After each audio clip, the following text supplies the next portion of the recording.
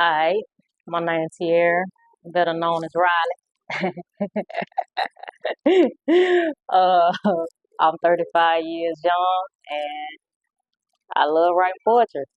Uh, I've been doing poetry shit pretty much almost all my life. When I was younger, I used to do little rapping with my little brothers. We used to remix songs, and my poem is pretty much it's somewhat about my situation. It's one of the first poems that I wrote when I was locked up. I wasn't really expressing myself like talking about just sleeping and just doing whatever I could to not deal with emotions, pretty much. Because I was in a place where you don't really get to deal with your emotions without either being up in a psych ward because they feel like you're suicidal or just overwhelming yourself. So really and truly, I was hiding from them emotions and stuff. So um, I got back into the habit of what I was used to anyway, and that's writing.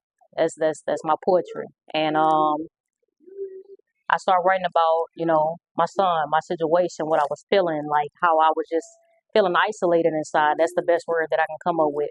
But I just started back writing, living in my shoes. Some days I don't know how I feel. You look at my pictures and can see the change. Happiness in reach, now it's out of range. That gorgeous smile has been rearranged. Sunny days traded in for rain. It was never arranged for my joy to be exchanged with this exhausting hurt. People assume I'm taking it all so well, laughing to myself. What they don't get is, it's easier for me to fake this smile, hide my feelings for a little while, put depression in a file, keep taking inches and hopes for a mile, 'cause this pile that I hide from losing my child is destroying me. I find myself remaining secluded, a part of this world, yet I feel excluded. I'm living this life with my life not included. I'm trying to stay here, but each day I lose it, shaking my head and screaming inside. And each day I wonder, how do I do it? In all honesty, that's an answer I do not know, 'cause I lost me 8 months ago.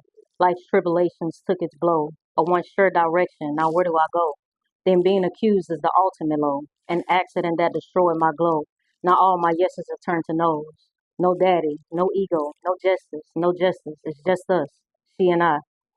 I love Jacqueline to death, but it hurts being two and three was so right.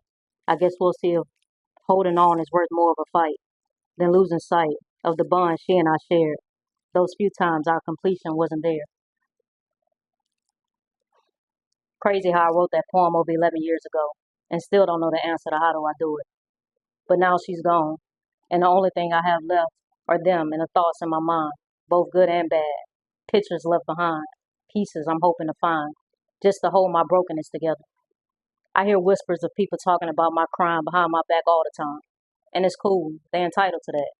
Shit, I've had family hit me with sneak attacks. But it's not the judgmental ass words that bother me. It's the reality and what I lack. And that's him. Shit. Now them. The parole board lady told me she knows it wasn't an accident because it happened before. Shit stung to the core. Because despite what I knew to be true, I also knew trying to prove facts didn't matter anymore. She was so focused on her truth to see that when I said accident, I was talking about his life, not my flawed parenting. To her, I was just another black unfit mother, denied by a system who granted parole immediately after me to a white brother who knowingly molested a child. Funny world. That's not me trying to justify my shit.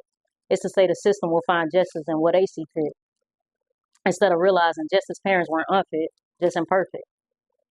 Nah, we weren't perfect, but we weren't the monsters and pieces of shit we was painted out to be. And our son wasn't in love.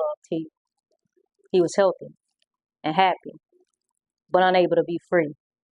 And that's on me because I spent so much time trying to prevent him from being a typical no good man that his identity of being a baby was caged.